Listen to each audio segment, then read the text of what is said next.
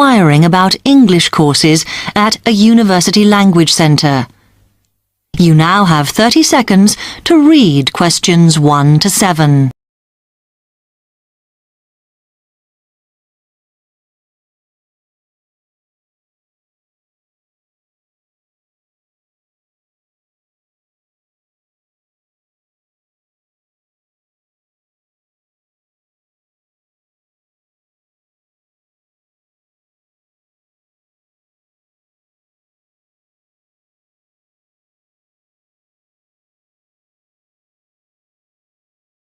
Now listen carefully and answer questions 1 to 7. Hi, I've come to ask about the English courses you run for international students. Oh, right. I assume you're a student at the university. Yes, I've just started. Okay. Well, we've got a range of courses. It depends what you think you need and how much. We can't run everything at the same time, though. So, for example, in this first term, we are just doing a writing course. I see. That sounds quite useful. What else is there? Some of the courses only run for single terms, and we tend to focus on what students have difficulty with. That means we don't usually do speaking courses, but next term you can do listening. That'll help you with lectures and things.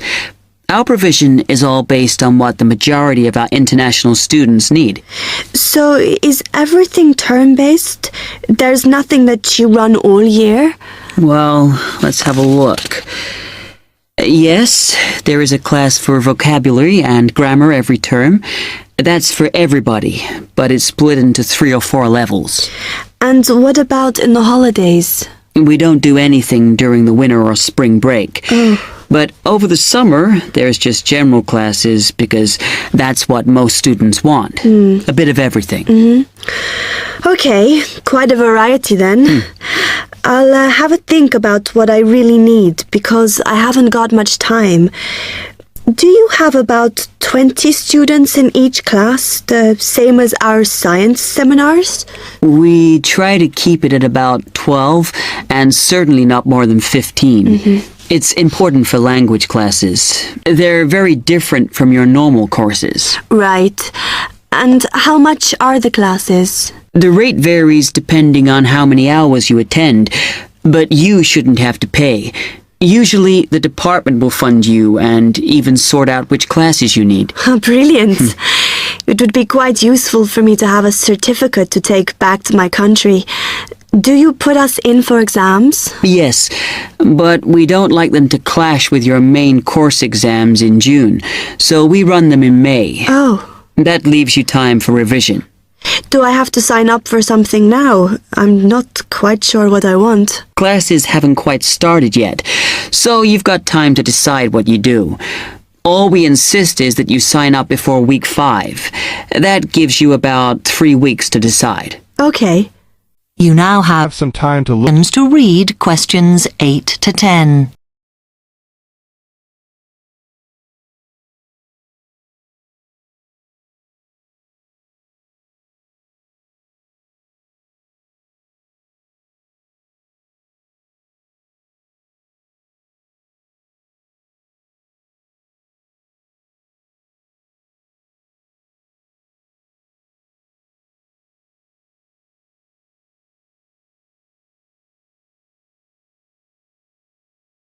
Listen carefully and answer questions 8 to 10.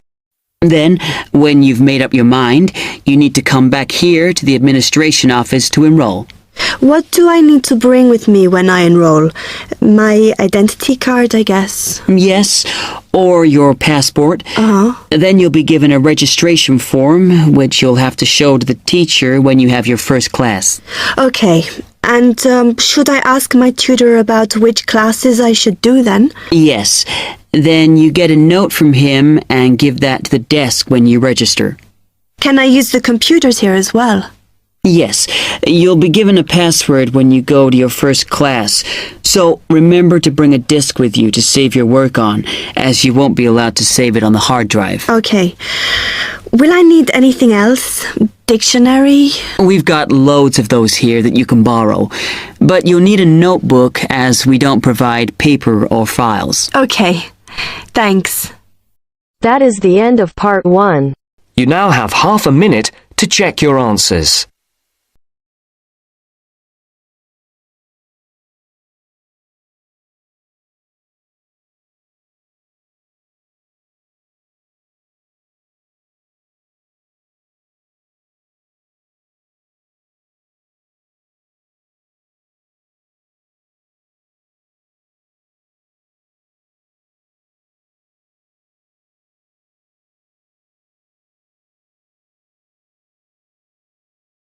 Now turns to part 2. Part 2. You are going to hear a lecture given by a counselor. First, you have some time to look at questions 11 to 15.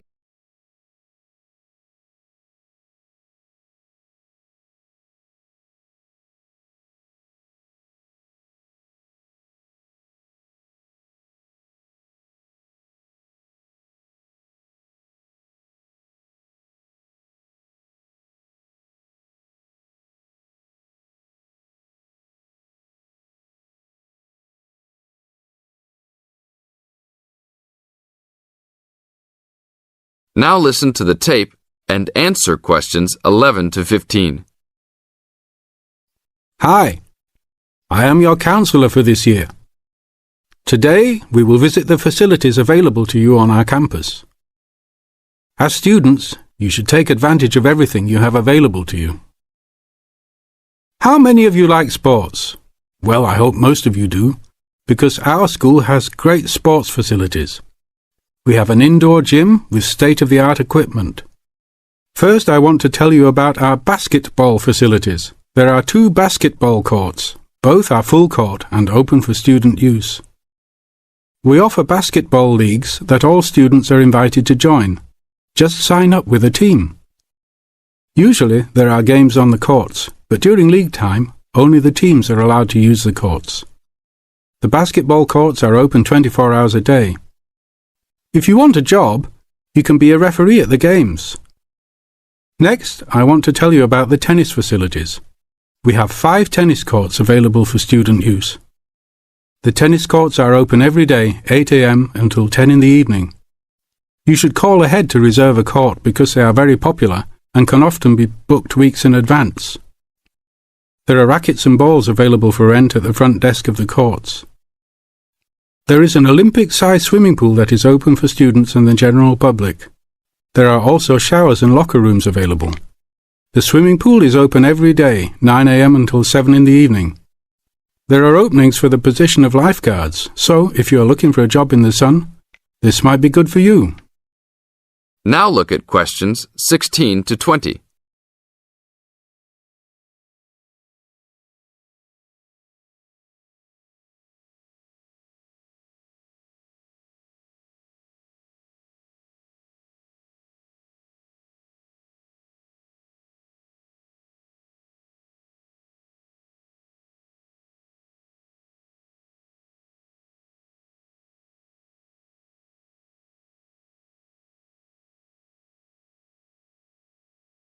Now listen to the tape and answer questions 16 to 20.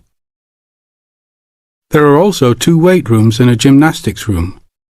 The weight rooms have all the standard equipment available. Please check with the gym to see the open hours because they vary from time to time. The gymnastics room is usually not open for individual users because there are almost always classes held in the room. However, if you are interested, you may sign up for gymnastics classes. Plus, if you like martial arts and boxing, we offer classes for everyone, from beginners to advanced students. Please check the schedule for availability. There is everything available, from Chinese wushu to Brazilian wrestling. I will talk for a brief moment about our library system. Our campus has 3 libraries available to undergraduate students, 1 additional graduate library and 1 faculty library. The libraries are open daily until midnight except for during testing periods, when the libraries will be open 24 hours. Please look on a map to see where the libraries are located. All students with a valid ID can check out books, with a maximum of 10 books at a time. Books can be checked out for a 2-week period and then renewed for 1 month maximum. After that, there is a $1 fine per week that the book is overdue. I will repeat that. There is a hefty $1 fine per week. So it is a good idea to return books on time. If you lose a book, then you will have to repay the library for it, plus a fine. If you damage a book, most likely you will have to repay the value of the book. So please, enjoy the library facilities, but take care of the school's belongings. The library is also equipped with 200 computers for student use. They are all internet ready and available for use. You must sign up at the library for 1-hour time slots. You may sign up for up to 3 consecutive slots at a time. No one can use the computers without first signing in at the library. That is it for now. Thank you for your attention. That is the end of part 2. You now have half a minute to check your answers.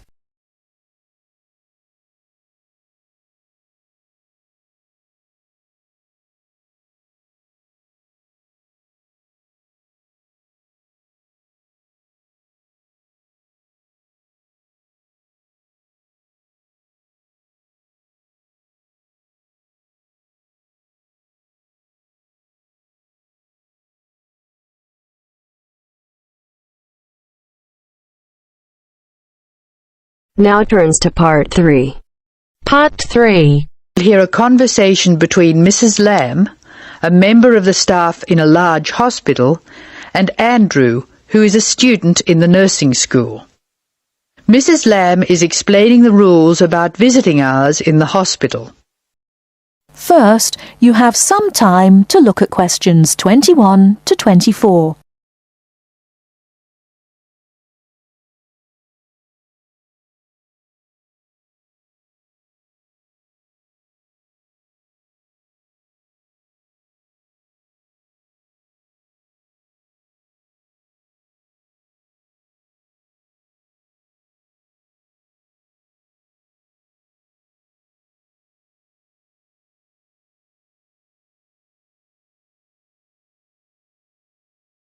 Now, listen carefully and answer questions 21 to 24. Hello, Andrew. I believe you want to know about visiting hours. Yes, I do, Mrs. Lamb. I have to fill this form out, and I'd like to have some idea why the different parts of the hospital have different times for visiting. I see. Well, let's start with an obvious one. Intensive care. People in intensive care are very sick indeed, and for that reason, we say that visitors can come between 6 a.m. and midnight. I can understand that.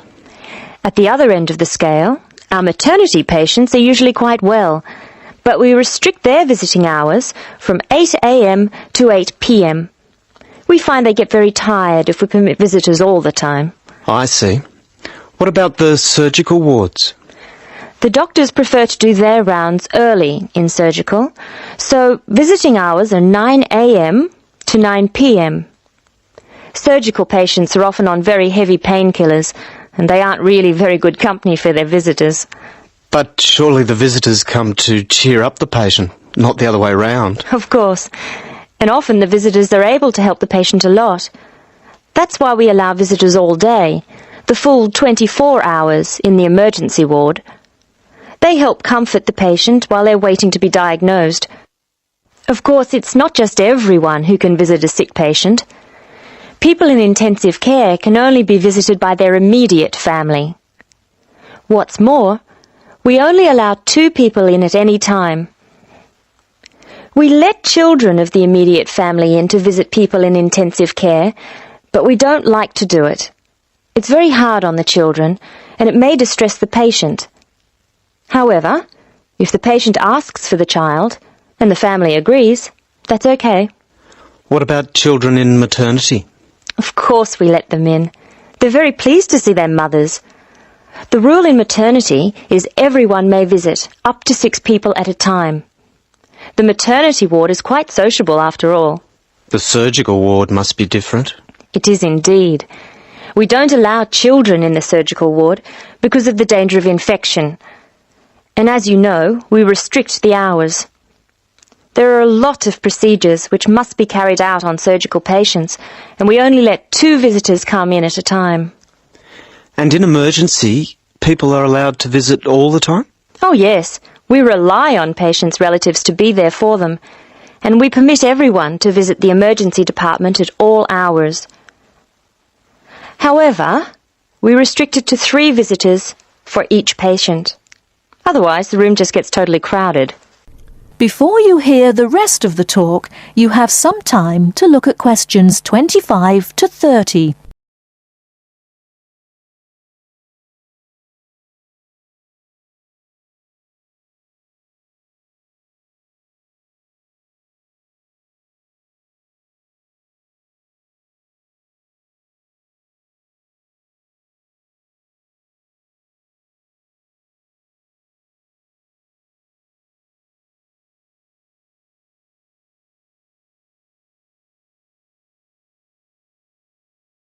Now listen and answer questions 25 to 30. Now I have your schedule for the next week's observation sessions. Are you ready? Yes. Where do I start? On Monday, you'll be in male surgical in the morning and in female surgical in the afternoon. You'll be following Dr. Shea on her rounds. Thank you. And on Tuesday? On Tuesday, you'll be with Dr. Thomas in the morning and Dr. Robertson in the afternoon. No, that can't be right. You're with Dr. Thomas in the afternoon and Dr. Robertson in the morning. Do I ever get to see Dr. Kim? Yes, you'll be with Dr. Kim on Thursday and Friday. She'll take you through the children's ward and through our new teenage ward for 12 to 15-year-olds. Great. I've read a lot about that new ward. Will I see the schoolroom? Maybe another time. And what will I do on Wednesday?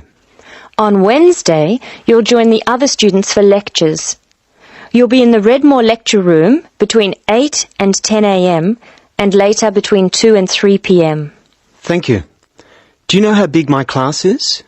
The intake this term is 200 first-year students. I'm pleased to say about 1/3 are men, which is good. Nursing used to be an almost entirely female occupation. I know. My father trained as a nurse, and he was considered very unusual. Is he still working as a nurse? Yes, he's working in a hospital in the country. I guess I just wanted to follow his example. That is the end of part 3. You now have half a minute to check your answers.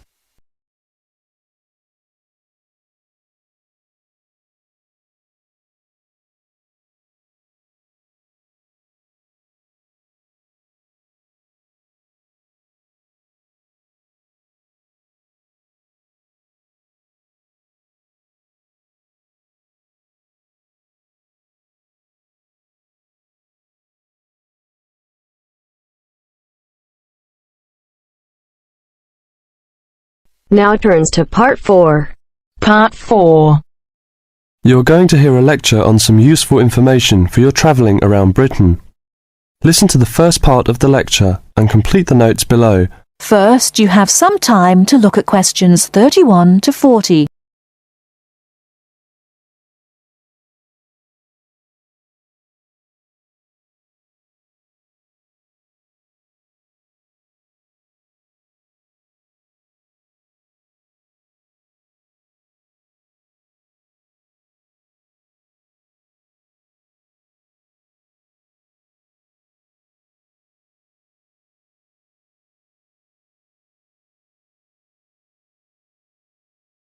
Now listen carefully and answer questions 31 to 40. Good afternoon and welcome to the session on Britain. This afternoon I would like to provide some useful information for you about travelling around Britain. Britain has over 700 tourist information centres. You will find them at major ports, airports, stations, historic landmarks and towns and holiday centres. So just look out for this sign that says Tourist Information. The staff will be able to answer your holiday queries as well as provide essential maps, guides and brochures. Tourist information centres at major ports and airports in London and addresses of British Tourist Authority European offices are all listed on the Tourist Information Centres. Now let's talk about the telephone in Britain. You know, Britain is well supplied with public telephones. Street kiosks take 10-pence coins. In city centres, mainline railway stations, airports, and central London underground stations, payphones and card phones are in operation. For the latter, small plastic phone cards are used, and these come in 10, 20, 40, 100, and 200 units, and can be bought at post offices, news kiosks, station bars and shops where the green and white card phone sign is displayed. When using the different public telephone systems, make sure you read the dialing instructions carefully. Now, let's see the banks in Britain. There are 24-hour banks at London's two main airports. One is Heathrow and the other is Gatwick. Otherwise, banks are normally open from 9:30 to 15:30 hours, Monday to Friday. Barclays Bank and National Westminster Bank offer a Saturday morning service at some of their branches. National Jaro Bank has 42 bureaux de change located in post offices throughout the country in main tourist areas. Opening hours are 9 o'clock to 17:30 weekdays, 9 o'clock to 12:30 Saturday mornings. One exception to this is the Trafalgar Square office, whose opening hours are 8 o'clock to 20 o'clock weekdays and Saturdays, and 10 o'clock to 17 o'clock on Sundays.